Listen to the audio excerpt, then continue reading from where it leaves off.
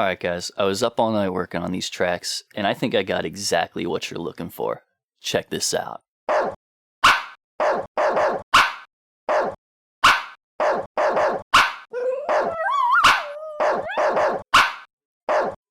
What? This is what you asked for. I don't know what else you could have meant. All right, hold on. Check this one out. I think this beat is the cleanest, freshest beat you will ever hear in your life. Oh,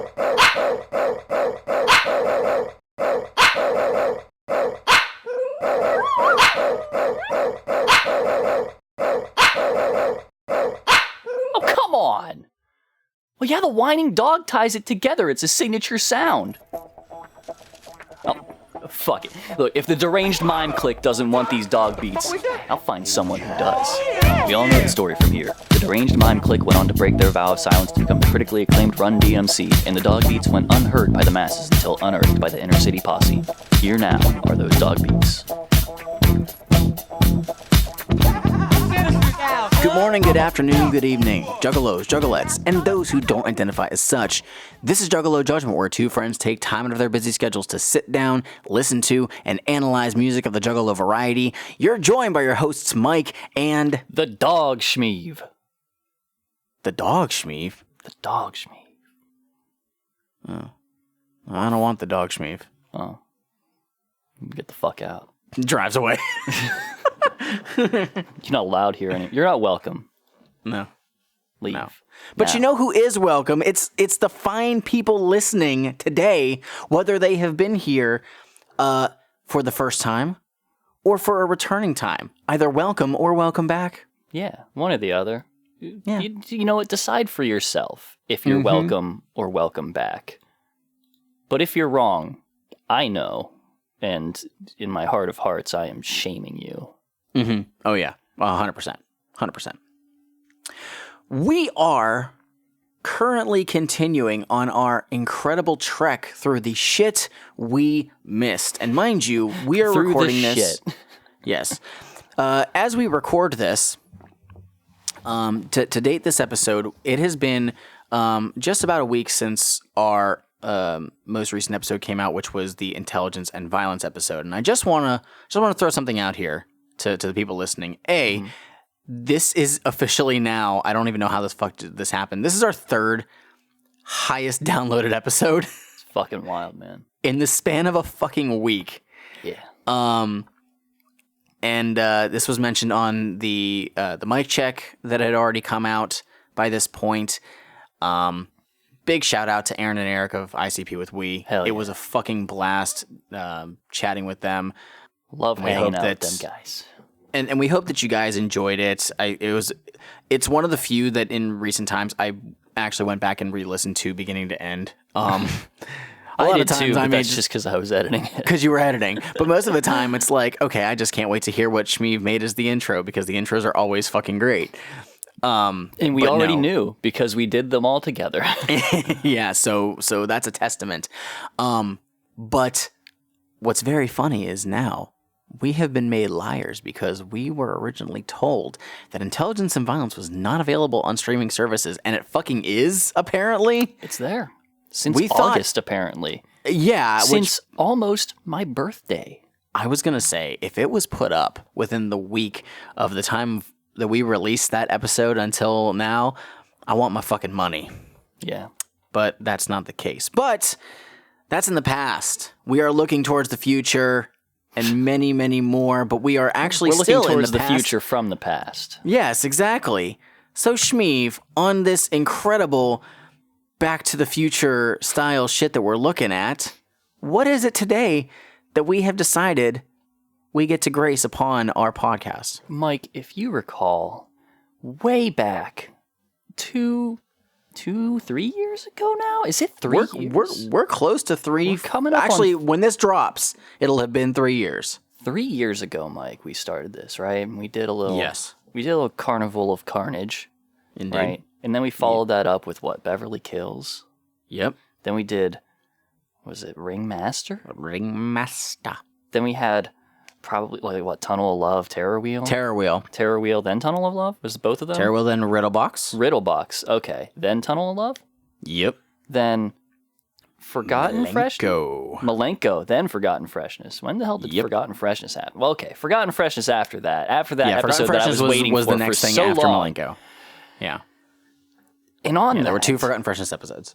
And on that, we had some tracks from way back in the OG ICP vault, including the dog beats. The dog beats. And now here we are finally covering the album that track came from. The EP. The actual EP. The successful EP of EP length. The only one in existence that ICP has ever released. One of the few official things that they got. They looked at a definition of what an EP is and said, we'll try this once. And now we're here. So Dog Beats. Dog Beats. First time that they recorded something professionally. Okay, so this was like in studio? This was in studio. Okay. This was done at Miller MIDI Productions with Chuck Miller producing and mastering the album. Oh, now, okay. I still don't know where my copy of Behind the Paint is, so I can't look at the direct quotes from Jay. But Chuck Miller, back then, when they were working on this, Jay had basically understood that this guy, either it's just how he worked or he was working ICP, was basically just doing the absolute minimal stuff that he could possibly do to get ICP's money. Yeah. Which is why some of the stuff in this EP sounds very sparse. It's not necessarily because it was the rap at the time, it's just what this guy was making for them. Yeah. So the original EP was released, it looks like on February 4th, 1991, so it just had a birthday when we're recording this. Ooh. And this primarily features Violent J, typically like what we've seen on a lot of this stuff, but you also have some of the other members of Inner City Posse on it. We do get to hear Shaggy 2 Dope. You do have some Shaggy 2 Dope. You also have a Mr. John Kickjazz. Yeah. And there's another person on one of the tracks. I can't quite remember who it is. I might have to grab Genius up here. But there is another person who I think they only show up on one. They like trade off with John Kickjazz for like a second. Yeah. On some my stuff. bad. I'm getting it up right now. And it's very annoying because the one... Is it Life at Risk? No, it's not Life at Risk. It's Ghetto Zone. I apologize. Oh. Yeah, I know. Spoiling the titles of tracks already. Oh, it's okay. How could you? But no one listens to this. So okay, let me work some stuff out here, right? Because I don't remember anything. Intelligence and Violence. When was that released? Kid Villain. Kid Villain. Intelligence and Violence seems to have been released. For some reason, there's a little bit of discrepancy. One thing shows 1989, the other is showing 1990. Okay. I would assume that, I mean, it's hard to say. Because, I mean, again, these are just, they recorded it on a fucking karaoke machine and just threw tapes at people. So, I mean, there's not like a release that you can really point to. There's no, there's no real record for when they started slinging tapes to people, aside from whatever they may have said. So I can believe it's probably both. Maybe like they had their first run of 5 of them in 1989, where they handed them to people, and then at some point in 1990 they were like, "What if we just like copied some more of these and threw them at people again?" And there we go. There's a second release. Right. And this is 91. So this is 1 which to 2 was also years when later. Bass-Ment Cuts released, allegedly. Good God. Okay. So they just Bass-Ment Cuts released when? It doesn't obviously before this, but okay, it doesn't even have down to the month or anything like that. It's just the year. Which now and mind you, if this released in February, they just January 1st Bass-Ment Cuts. Yeah. Again, who knows how long any of that may have been sitting around before they decided to start throwing it at people too. But yeah, no clue.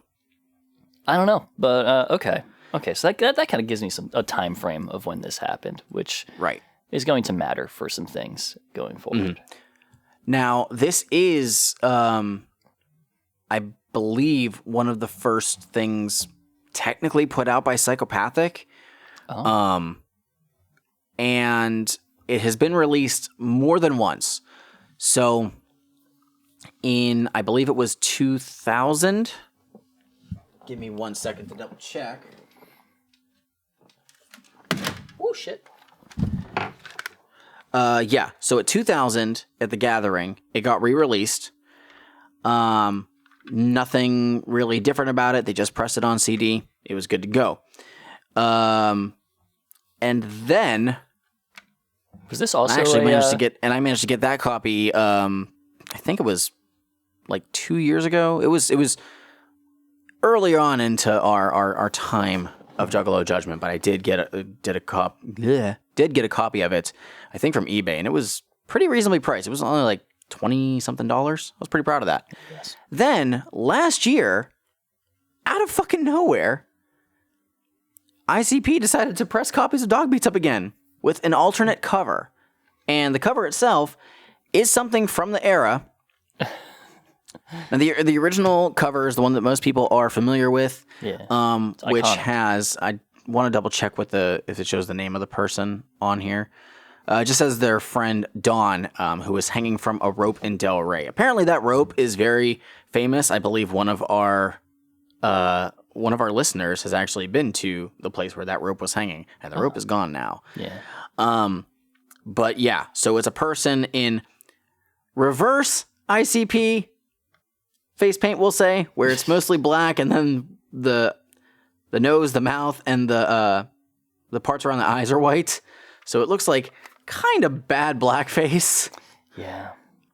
But that person was kind of like the hype man of the group, and then dipped after ICP's first showing. But then we have the new one, which has, I believe his name is Fat Ronnie. And this version is different in the fact that it has a bonus track. What's weird is the track that they put on here was not from the Dog Beat sessions. No. It seems to actually have been a track that was left off of Carnival of Carnage. So I don't know why they put it on here. Maybe it was just so more people had access to the song. I don't know. To be fair, I mean, one of the songs on Dog Beats was also on Carnival of Carnage. I mean, they just kind of threw everything. But I'm saying the thing is the track that was left off of Carnival of Carnage sounds like it would have been left off of Carnival of Carnage, whereas the track that was from this and put on COC, it still sounds like that era of ICP, if that makes any sense. I can think of two explanations for it, right? One more likely than the other. Yeah. One explanation is that they were kind of sort of working on it during the Dog Beats time. Just didn't finish it in time for it. The more likely explanation, Jay doesn't remember where that song came from. That is 100%, I think, what it is. Because in multiple, like, Forgotten Freshness albums and the like, dates and years are always fucked up. That's just the way. And I will call them out whenever they show up, just saying. So we have 5 tracks that we're looking at. The original one was only 4 tracks. This is 5. However, we've already talked about 2 of them. Yeah. So those ones will kind of be glossed over a little bit. So we're still going to kind of semi-cover them. Here's the thing. Schmeev is mostly going to cover them because I didn't fucking take notes on them. Here's the thing, y'all. It's been a very long time since we've covered these. That was, again, Forgotten Freshness 1, probably 1 or 2. I don't know. We did both those at the same time. I don't remember which one's which. Well, no. They were 2 different ones. But, like, the first track was... the one track was obviously on the first episode that we did. Yeah. And then the other one was on Forgotten Freshness 2. It's final. 2. Okay. I think. Something like that. Also, there's another track that was already on a Forgotten Freshness as well. All of these, I think, we've heard before. All 3 of them. No, we have not, and I'll explain why. Whatever. We'll get to that. We'll burn that bridge when we get to it. But the point is that now that it's been so fucking long, I'm going to give these, my opinion from a new angle, a person who has heard a whole lot of the other ICP stuff up to today-ish, not today, but the today of 15 years ago, and now has also gone back all the way to the beginning, and I'm mired in the sound of 1989 to 1990 ICP and that sound. So I'm listening to it with the new context, and we're just gonna see how it sounds. I've been thinking about doing this a little bit, but like I talked about it in the Discord a little bit, and somebody said that sounds like a really good idea. I was thinking I could go back and I could actually give a re-listen to all of this stuff and give like my current opinion on it with my new ears that have not heard all of this stuff in a very long time. And somebody, I think it was Jiggles, who was like, that would actually be really cool, or Rob, one of the two of them. But it would 100% be either of those two. Yeah. The problem with that is I don't have the kind of energy to listen to whatever the fuck we have assigned for our episode 3 times, and also listen to another fucking Juggalo album. I only have so much in me to listen to Juggalo music, if I'm being honest, and it's just... it will not allow that unless I'm currently listening to like Malenko or something. which is why I constantly say, hey man, I really appreciate all that you do for this show. But maybe someday I'll give it a shot. We'll see. Because it's not like I don't have to think too hard about it. I'm just going to, listen to it real quick and be like, well how about that? But that's for some other time. But now, I think we've done enough preamble on the dog beats. Do we have anything else to say about dog beats? No. The only thing that we really got to say is... it's time to crack open a motherfucking Fago. A what? A motherfucking Fago. Sorry, I can't quite hear you. Motherfucking Fago. Mike, what do you got? What you got? What do you got? I have a genuine big 24 ounce delicious naturally flavored extra dry ginger ale. Ooh. Well, Mike, I have here in my hands a genuine Fago delicious vanilla cream soda. Oh, very, very nice. Something that I feel like I've never talked about before regarding Fago's cream soda, that it makes it pretty unusual, is that it is a clear drink. Mm-hmm. And that's always been like kind of fucking weird to me, because most cream sodas come out like that. It's like root beer but diluted. It's like an amber type color. Yeah, kind of like got like that ale look, like a really yeah. But no, perfectly clear cream soda. Can you fucking? Yep. It's like, why do you need Crystal Pepsi when you've got clear cream soda from Fago? I mean, it's cheap. Yeah, for real. Even though they're slightly raising the prices, they're slightly raising the prices. Yeah, the ones that I've been getting still are $1, but I know some of the bottles are straight up saying like $1.25, and I'm like, no. Inflation, the economy, Let's crack these bitches open. Crack them.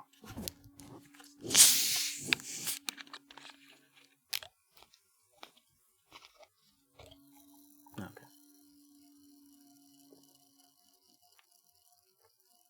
Mike can't hear this, but it'll show up in the recording. You should be able to hear those bubbles. Bubbles. That is some fizzy as hell cream soda, and that is delicious. Let's get into it. Track 1, Ghetto Zone. They got Uzis. They got shotguns. They got explosives. They got access to any kind of weapon they want within 24 hours. We got over 50,000 gangbangers out there. Violent J serving ghetto hard street shit. You know it's potent when the funky ass beat hit. Rolling the dice and we's hitting point. ICP. Out of Southwest Detroit, running with a gang of 20 street hoods. Hookers on my back cause I'm selling them cheap goods. Running through the motherfucking alleyway. They can't catch violent crazy ass psychopath J, but I guess I wasn't so crazy this time. Now I'm chilling in the back of car 49. Yes, where I'm gripping that metal. They put a man on the move, but can't do shit for the ghetto. I look at all that and it makes me sick. I wanna grab the motherfuckers, make them swallow a brick. So I grab anybody I can find. Beat a fiend in the head with a goddamn stop sign. Flex one of us and I'ma find you. Bullet rips to your chest and hits a bitch behind you. Kill two birds with one stone. You're laying in the street with a bullet in your dome, and to the hillbillies listening down south. Talk shit about the city with my nuts in your wife's mouth. And keep stringing on your banjo, cause we don't like that shit where I come from, bro. Now the ICP stands alone in the Southwest Ghetto Zone. Southwest is the magic word, bro.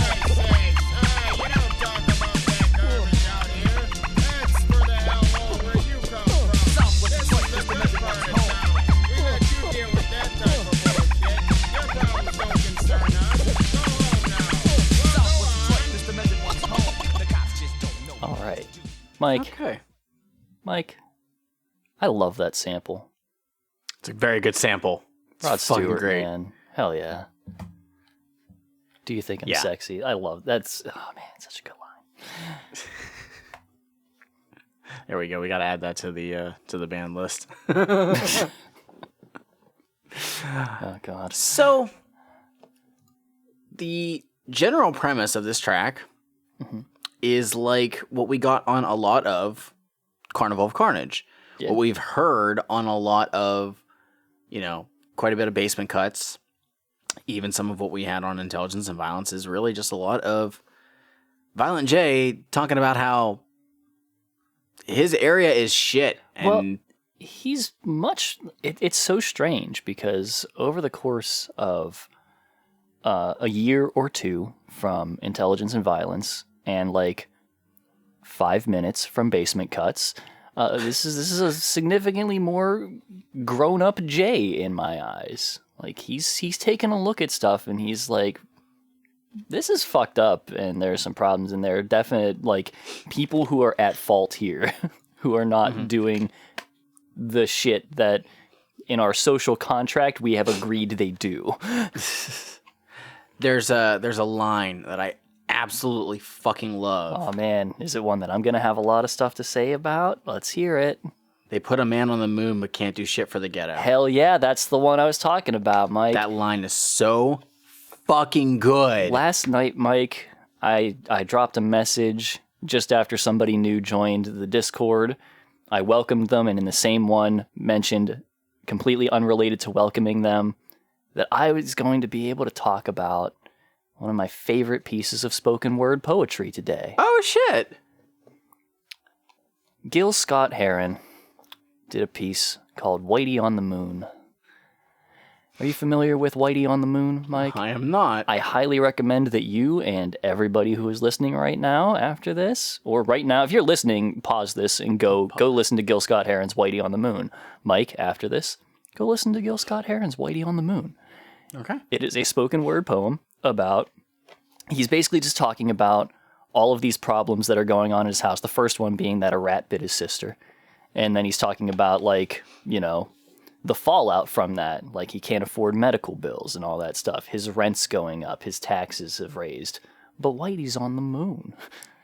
He's talking about how he's basically saying what Jay said in that single line, he is expounding upon with, like, all of the stuff that is, just going on that he's unable to handle. And no one's able to, I guess, give him any aid for that, but what's he doing up there on the moon? How did he get there? Was that free? But yeah. So if you look at the annotation on Genius, the cost of the Apollo 11 mission was $25.4 billion. Uh-huh. And back then, the way that we launched things into space was incredibly bad and inefficient and shitty. Like, if you've ever watched, like if you've looked at it, it's literally like we slapped a space plane onto a giant fucking rocket that was, the point was, if this thing is huge enough and powerful enough, it will overcome all of the aerodynamics that we're ignoring to get this thing into fucking space. Like, Yeah, rockets were much. bad back. They were not good, and it was wasteful as shit. It still is. But that line just, I gotta give Violent J a lot of credit, honestly. And I wonder if Violent J's heard Whitey on the Moon. Maybe that's, I don't know. But remember, we did have a lot of that early kind of social commentary, albeit very crass from Violent J around this time, but it's always been crass. But I feel like it wasn't really present in this kind of more aware way definitely not in Intelligence and Violence, but also not Bass-Ment Cuts either. Not necessarily. It shows up more in Carnival of Carnage when you have tracks like Taste. Yeah. But I also want to say, as far as his delivery, he has improved so fucking much. Oh, yeah. In a very short span of time. And, if you listen to, Carnival of Carnage compared to some of the later stuff that ICP did, it doesn't hold a candle to stuff that they did on Malenko or whatever, even as far as lyrical delivery. But in this short span of time, like, Jay has improved fucking tenfold. Yeah. And in addition to, putting a man on the moon thing and all that stuff, he's talking about, if they're at some spot, cops are there to break it up and beat the shit out of them and stuff, and like, we're here to serve and protect, and he's asking who protects us from the cops. Yeah. Shouts out the Black Panthers. Hell yeah. Like, damn. that's something. But then verse 3, well, Violent J is still an asshole to women. Of course. I mean, that's all, You know how it is. Women are lesser people. Yeah. That's the quote par for the course for Jay. Mike Spawn. Women are less. No, you son of a bitch. When I'm trying to become president in 4 years, and they're going to find this podcast, and they are going to pull that quote. What? That's the only thing they can pull from this. That's Mike Spawn once said, end quote, women. God, it'll be that. It won't be like just your general association with me and everything that I've said that you've let. No, not at all. Not at all. They're not even going to give a shit that I'm a Juggalo. It's just the fact that I said that women aren't people. No. Well, I mean, you're not a gang anymore, so. Allegedly? Well, you might be gang related. I might be. I don't have my hat turned to the side, though. I don't even have a hat on right now. Damn. It's very uncharacteristic. So, yeah. This track, though, is honestly a fucking dope start. It's pretty tight. To this EP. You mentioned it, the sample, the Rod Stewart sample. Fucking great. Mm-hmm. Also, I like hearing the Ice-T sample in there as well. Because when I was hearing it, I was like, that sounds like it's probably Ice-T. And then sure as shit, it's Ice-T. Love it. Love it. And the sample in the beginning and towards the end. Colors. Yeah, the movie Colors, which I've never seen. I've never seen. So. All right. I think we're good on that one. So let's move on to a track we've heard before. Yeah. Wizard of the Hood. Motherfuckers all the way to ICP with this shit for you and your boys to say fuck yeah. Motherfuckers all the way to Yo, Jay, kick some of that shit about the wizard and all that. Drop a psycho beat and go on rap, forehead and fuck. Shit, homeboy, you should have seen me. I was flipped at the party, drinking fifth of MD. Straight passed out on his mother's bed. 7 cans of brew going through my head. Dreaming, I was sipping on Fago. In my dope house, and here comes a tornado. I can't run nowhere, cause the whole damn house was spinning through the air. And don't laugh just yet. Yeah, splatter them motherfucking eyes. Bang! And here comes a 3.5-foot pimp with a blue zoot suit and a Mac that he limp. Yo, I got a grip on my weapon, cause this midget motherfucker and his boys are stepping. Oh my, look at the witch. You crushed and killed that wicked old bitch. And they saying that I'm doomed, cause I killed some hoe that rides on a broom. Fuck this, I'm going back to where I stay, and I'm walking down the yellow brick alleyway. You're up to see the wizard. You're up to see the wizard. Dropping motherfuckers all the way to Delray. All right. I noticed something that they did there that was actually kind of okay. They're doing like a 3 against 4 beat there because we're off to see the wizard is like it's a triplet dealio rolling over a straight 4s beat, but they did line it up with the beat and all that stuff. The snare is hitting on it. That was pretty cool. I didn't like this song whenever we covered it before, and I still don't. I hate it. It sucks. It's so bad. The beat sucks. It's terrible. I don't mind the song, but obviously the best version of this song is just the EP by Violent J. Yeah. That's it. Is that an EP? There is a minor difference between this and the version on Carnival of Carnage, and that is that there is basically an outro of them saying some Yo Mama jokes. Oh yeah. Compared to on the original one, there was the poetry skit, I believe. Yeah. Which I always liked that skit. I haven't listened to it in a long time because bug. Yeah. Get the fuck off me, bug. But yeah, other than that, it's identical to the version that you've heard before on Carnival of Carnage, and It's this just is as now bad. the fucking third time that we've heard anything. No, wait, Fourth time. fourth time that we've heard anything regarding Wizard of the Hood Wizard of Del Rey, Wizard of the Hood, Wizard of the Hood again, Wizard of the Hood, the album. EP. Yeah, it's just fucking hell.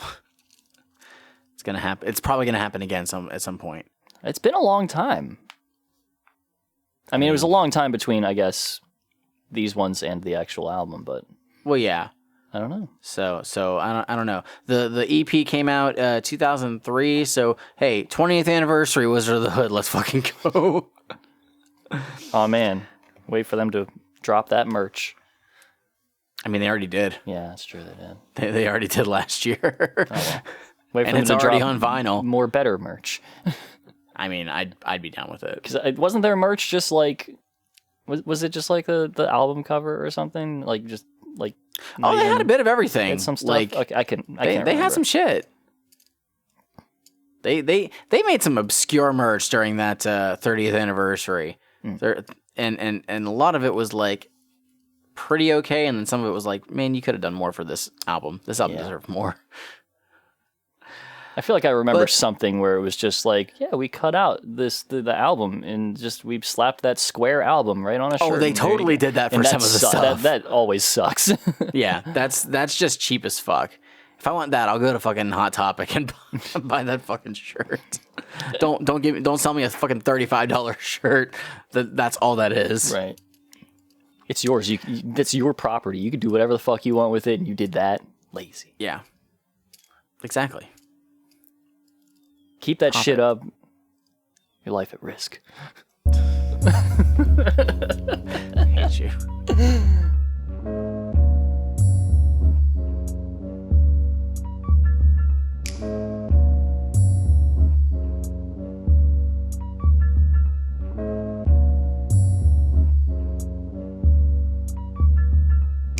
Waking up to the little baby crying. Mom's yelling 'cause Pop's got his fist flying.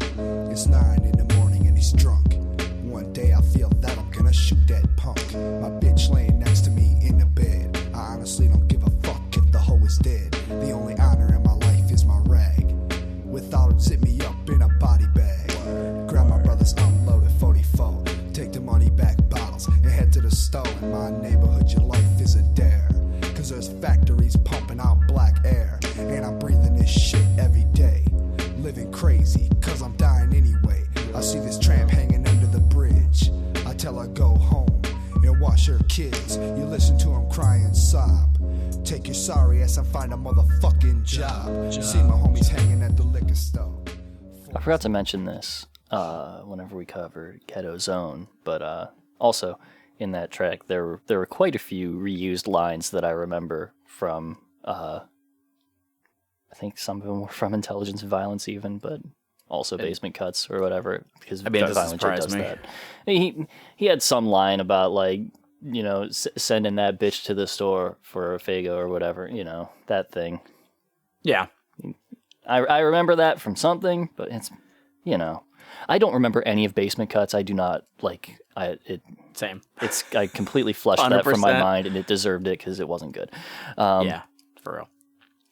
It's Life at Risk, Mike. What do you got? So this just seems like an honest, like, genuine telling of Jay's experiences, like, at the time. Maybe not so much with the gun. Yeah. But, yeah, it just... It's more of the same that we've been getting between Bass-Ment Cuts and what we've already heard so far on Dog Beats of just Jay in the ghetto. There's nothing really big and different about it except Jay's not angrily yelling about it. Yeah. There is a line Subdued we were just about to get to it actually, but I liked it a lot. Was they say my friends will never be any good, but the president wouldn't have been shit if he was raised in my neighborhood. Yep. Big deal when you think of the fact that, like, how many presidents do you know came from quote unquote humble beginnings? How many of them came from lower level, if that's the correct term, Lower communities? Yeah. And I mean, it'd be pretty hard pressed to find an answer. Yeah. I'm sure there are, but Right. the amount, if there are, is significantly lower than the people who not necessarily had the, silver spoon in their mouth at birth, but we're better off than most. Right. Just got very lucky. Yeah, It's exactly. kind of the big thing of it. But yeah, he's definitely taking shots at, people who have not even the slightest inkling of what life like that is like, judging him and people around him. But at the same time, I find it weird how judgmental he is on this track towards the other people around him in a similar situation to his. Like, he's, people begging on the street, like, he looks down on them. He obviously looks down on women, as he continues to throughout a lot of his life. And it's like, dog, you're stealing car stereos. Like, what? Well, he's actively doing something. Oh yeah, okay, yeah. He's not just standing under the bridge. Right, yeah, no, he has moral fiber. He is Exactly. He's working to make Exactly. his life better. He's got some gumption. He's got some oomph behind him. What's that? An actual job? Fuck no. And at the same time, why don't you get a job, bitch? He says that. We heard it. He actually does. Yeah. Get a job, like me, stealing car stereos. Not getting paid to wrestle.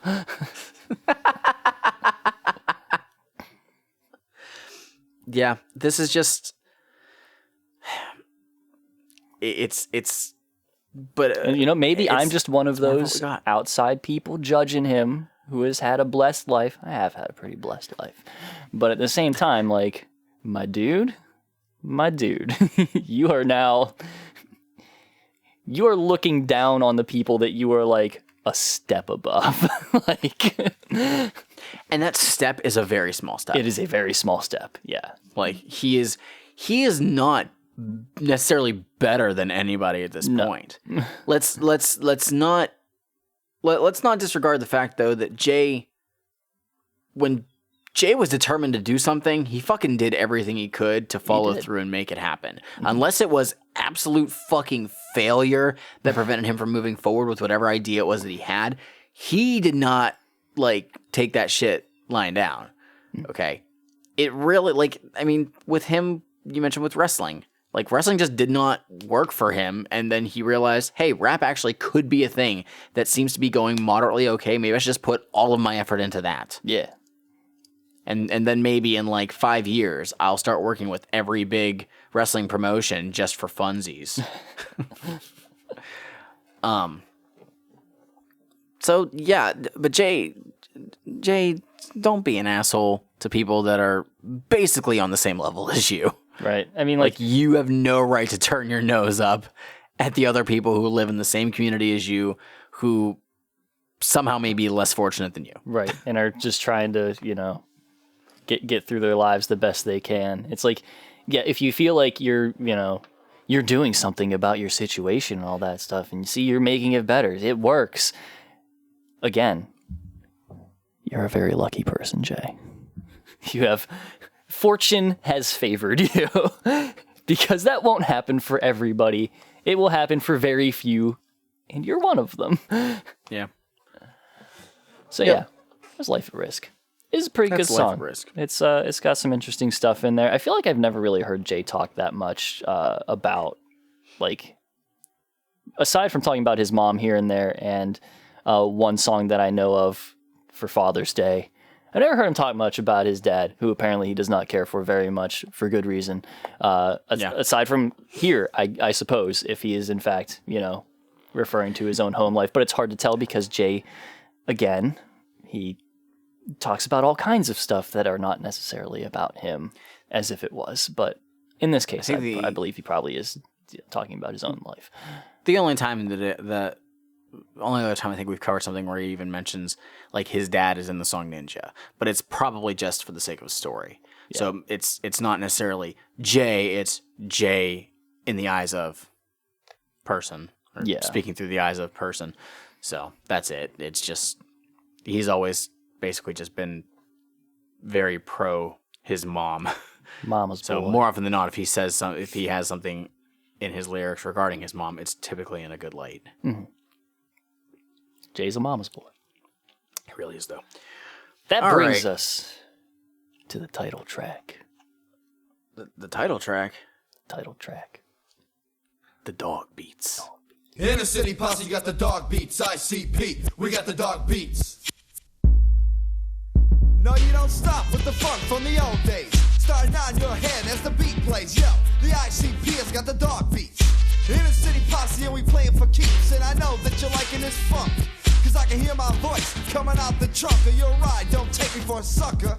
You're leaving unattended, I'ma take the mother. Q to the D to the OPE. Hitting 03 with the ICP, I like bass, treble and the temp stuff. Throw a kick it in the back of a scepter bus with that 40-0. Oh, that strong bull, shooting craps in the back of the liquor store. And I'm hitting, and we'll keep it at that. You all joke, now I'm too dope for that. Rolling and I'm headed for the Clark Park. Just finished shooting 8 with the Dark Shark. Seen the freak with the bright white tank top. Keep rolling cause I know I'll see my bank drop. Homeboy, if you wanna keep your riches, stay the hell away from that more money. From the trucks to the buckets to the Jeeps. The ICP has got the dog beats. Wow, wow, wow, give you. Oh yeah. Drop the dogs. Wow, wow, wow, oh yeah. Wow, wow, wow, give you. Oh yeah. Drop the dogs. Wow, wow, wow. Are the dogs in the house? All right, now we did talk about dog beats way back on Forgotten Freshness Volume 2. In which they, I believe, appended the intro that you hear at the end of Life at Risk to the beginning of it. Yes, they did. Which is a fun little skit. Yeah, it's all right. But I prefer it not being on here. I know which version I'm listening to from now on. So this is one of the first times where we really get verses by Too Dope. Yeah, and John pretty Kick cool. Jazz. Yep. And also something that I actually wanted to mention way back on Ghetto Zone, I forgot about it, was there was a part where there's Too Dope just kind of like yelling in the background. Not in the background. He's the only person doing anything. He's doing some classic, what would become classic Too Dope. And I miss that. I legit miss like early Too Dope yelling. As weird as that is, it just there's a nostalgia behind it that, man, I really miss. Shaggy, I don't need you to rap. I just need you to yell in the. Maybe he just doesn't have as much to say about like the modern day Joker cards or something, or he's just not as hype about them because some of them are kind of just sad. I mean, he raps. Well, yeah, he raps on the new cards. That's different. Everybody was like, "Where's Shaggy on Yum Yum Bedlam?" Shut the fuck up. Doesn't he have like? I believe we had a series of charts breaking that down. Doesn't he have the largest share of verses in Yum Yum Bedlam, or is that in one of the missing links? I don't remember. It is in one of the more recent albums where he has significantly more than I he think did we dropped in the those past. pre-Yum Yum, so we didn't actually have a good... But it was like in recent years, he was doing way more verses than he had in the past, and people were like, "Oh, it's the Violent J show." But no, like I feel like on the newer the newer Joker cards, right? He has stuff to say and rap about like the subject of them. I feel like he's not as able to hype up the characters because Missing 100%. Link, Lost and Found, like that's kind of like, whatever, the Yum Yum Flower, it's a woman, doesn't want to hype that up. But like back in the day, whenever it's like Malenko, he's hype for Dean Malenko, so he's hype for the great Malenko. And he's just like, motherfucker, it's the great Malenko. Yeah! He can do that. He can talk about the Ringmaster because he loves the ring. He's hype for the Ringmaster. The Ringmaster drives them in his car. I mean, who didn't love Steve Austin? Exactly. The Riddle box. He's like, what's in the box? I want to know. Batman Forever had just come out. Jim Carrey fucking killed it as the Riddler. It pops out and he's like, oh my god, this is amazing. And he closes it and does it again because he's like, maybe something different will come out this time. I'm so hyped for this fucking box.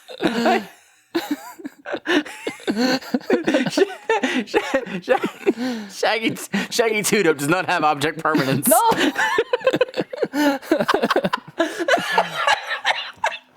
The Wraith, he's like screaming on the intro, like, I can't wait to die.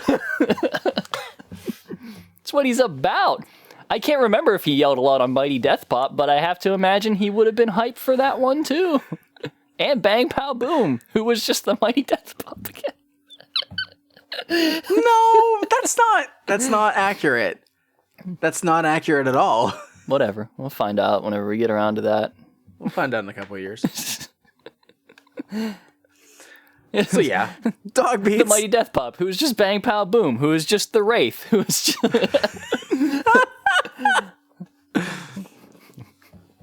Are you saying that the lore of the Dark Carnival is just a rehashing of everything prior? Yes, and I am also saying that Dog Beats has some really good scratches on it, which I'm assuming maybe Shaggy did that. He's in there. I don't know. There's some.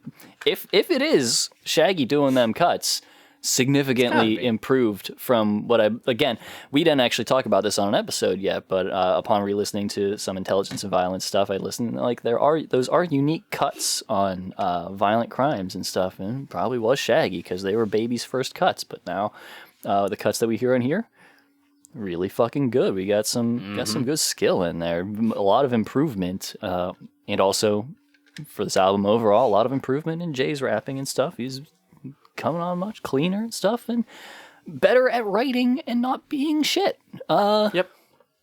This is like the first sign of like legit, like what I like hearing in ICP that we don't get from Bass-Ment Cuts or Intelligence in Violence. Nope. And he's once again stealing stereos that have his tape in it. Well, yeah. Duh. Yeah. Was this released on cassette as well? Yeah, I believe it was. Okay. I figured as much, but this was in. I don't have good memory for whenever that started. I mean, I did grow up in an era where tapes where cassette was still a thing. It was 1990. It had to have been. Yeah. I'm gonna double check. I don't have a good frame of reference for when that stopped because my memory is terrible. I just remember having like a Gin Blossoms cassette and the Peaches single from the Presidents of the United States of America that had Candy Cigarette as a B-side. Oh, okay. Candy Cigarette. Yeah, this was released. This was originally released as a cassette. The original version was released on cassette and CD. The 2000 re-release was only on CD. Of course. It has been pressed on vinyl, and then the version that came out last year was pressed on CD and also on cassette. Which those are still available on Psychopathic Vault. So if you don't have a copy of Dog Beats, not a bad way to get them. I think it's only like $10. Like, totally go and get a copy. And if you want to hear like the first like passable ICP album, this is it. EP. Whatever. Yeah, the first actual Well- EP that is an EP, and the only Yeah. EP that ICP have ever released. This is the one. Yeah. So there's only one last track to talk about. I mentioned earlier that this track was not on the original Dog Beats. And it seems like it was a Carnival of Carnage outtake, and they threw it on here because Violent J does not know when shit was made.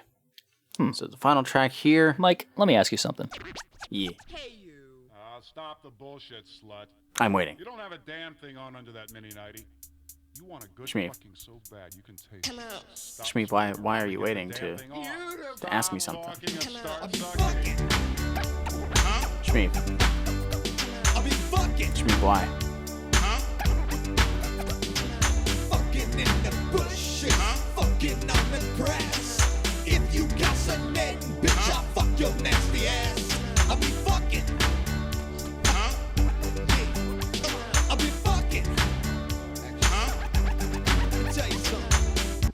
When I look at you, I look at a man who ain't never fucked. Not a day in your life. Now don't get me wrong.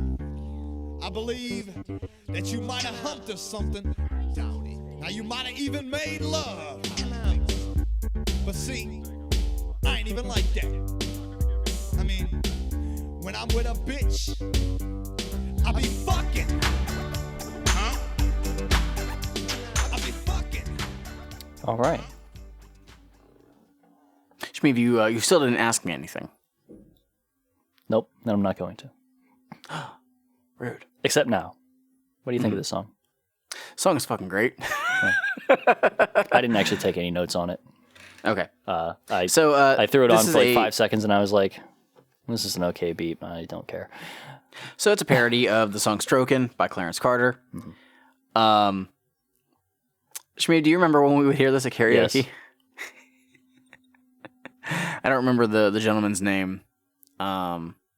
He was there was a old guy That was Danny, wasn't it? who. Oh, what's that? Is that Danny? Was it Danny? I don't I think remember. It may have been Danny. Well, regardless, it was an older gentleman who would go to karaoke night. Very nice guy. And this guy was probably in his 70s or 80s.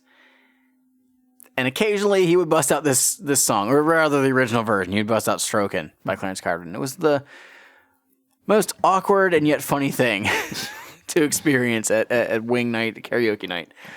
So this song, like I said, it sounds like it was actually a Carnival of Carnage outtake, which would make a lot more sense. I mean, I could have honestly seen this even being something from Ringmaster Sessions, which would make a little bit more sense to me.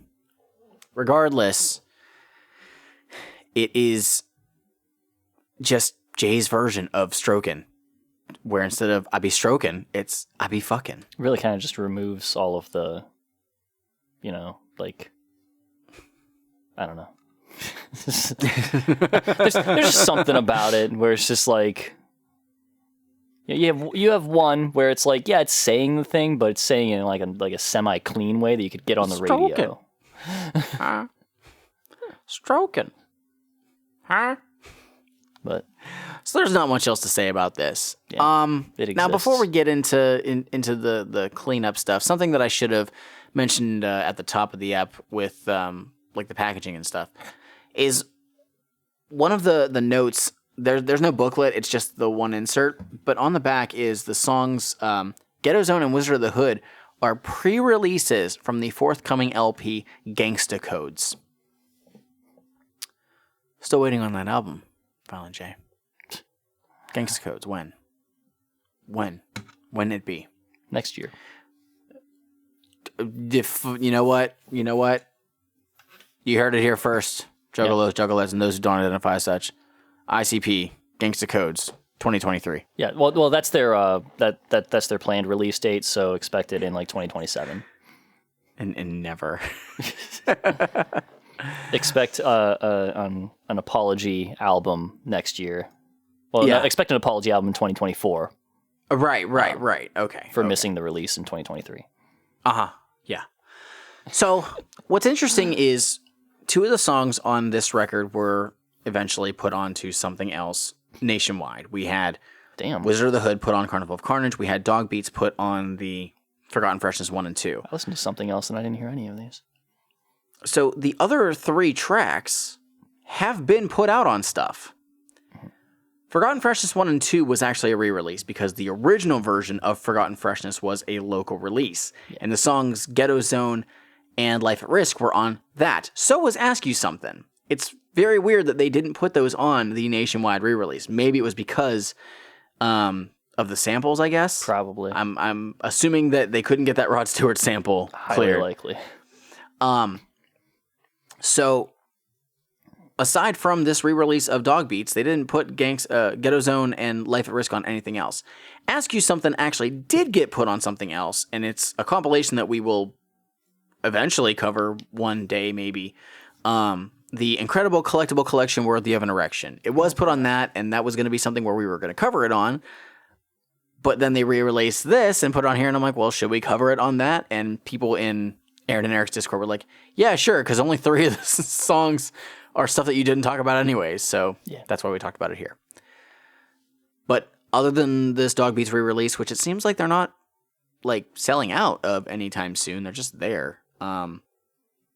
Ghetto Zone and Life at Risk have not been released on anything else nationwide. So, just something kind of interesting. But only moderately interesting. Not a whole lot of interesting, just a tiny bit of interesting. Yeah. That's the end of Dog Beats. That's Dog Beats. We did it. They said it shouldn't be done. They were right. And we said, too bad. Like We're Juggalo Judgment. Do you fucking know what we have done throughout this show? Do you think we're going to listen to you? We have over 20,000 downloads. Oh my god. Can't stop us. Anyway, like I said, this is like, I feel like if you're gonna go back and listen to a first, if you want to hear early ICP, I feel like you go here, and this is your starting point. This is not a bad starting point. Yeah, Bass-Ment Cuts is.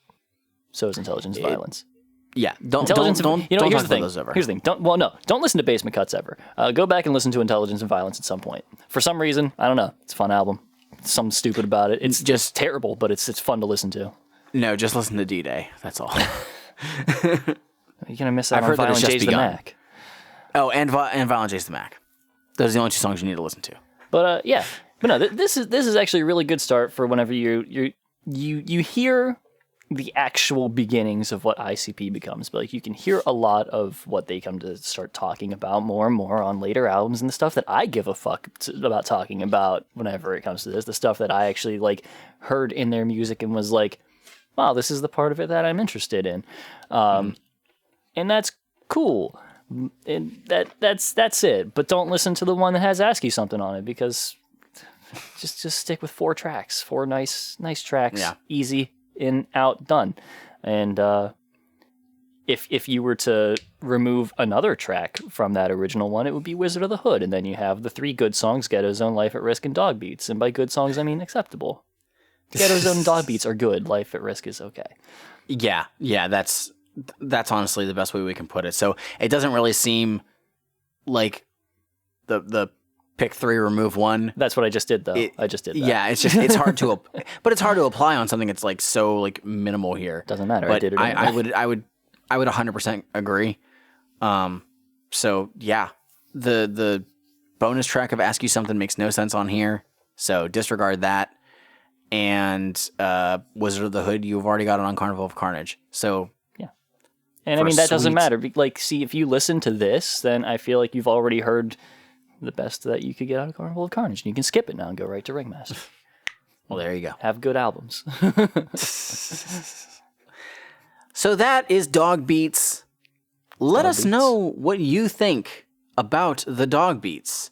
The Dog Beats that ICP allegedly has. Yeah, you can let us know on our various social medias, such as our Facebook, Juggalo Judgment, our Twitter, Juggalo Judgment, our Instagram, Juggalo Judgment. For people who like to just type and never stop fucking typing, we have email. JuggaloJudgment@gmail.com. For people who like to spend money on dipshits talking about Juggalo music, we have a Patreon. Patreon.com/JuggaloJudgment. And we appreciate the support that we receive on there and on all of the other things and hearing from people and stuff. It's fun to talk to people about things. And we talk to people a whole lot in a Discord that is not ours. It's not ours. We should just start putting the link Discord. We should just start putting the link for their Discord. Honestly, I thought you did at some point on the, did I not? link tree. I don't know. Oh, then I know ours is on there. I don't think that I don't think theirs is. So maybe I'll change that. Be like, one day ours might in fact just be dissolved straight up because we don't really need it. Yeah, it's something that we're as we've said, still working on that Patreon thing because nobody uses the goal to come and listen to us. So yeah, there's no real reason for us to have a Discord of our own because fuck it, you know. Yeah, we're gonna. There's no reason to split up communities like that. It's stupid. They have so many channels on theirs. It's set up already. We love those guys. We love hanging out with them. There it is. But if you want to talk to either of us directly without any acknowledgement from the other person, because you know we don't like each other, we just do this. Yeah, it's a business thing. It's a two best friends thing. It really. Oh, you know what? Oh, that makes me sad. That makes me so sad. That makes me so sad, especially thinking about the fact that from what a lot of people say, it might have been Matt's the reason why that kind of dissolved. Oh, no. But I have no idea for sure. Anyways, you can hit me up directly on my Twitter, @MikeSpawn, the SEJ, or you can find me on Instagram, and you can send me a DM there, straight at Juggalo. Twitter, @Schmeev. I think that's pretty much it. So I think that's it.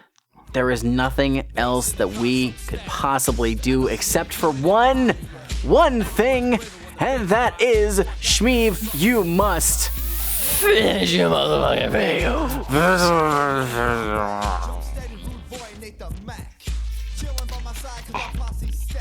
Beppis. It's clear so you can't tell if I finished it or not. Indeed. Peace. Peace out, y'all.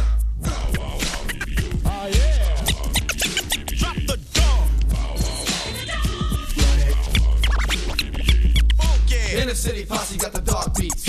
Inner City Posse got the dog beats. Inner City Posse and the dog beats. In the house. Yeah. Waiting at the light as my bass thump.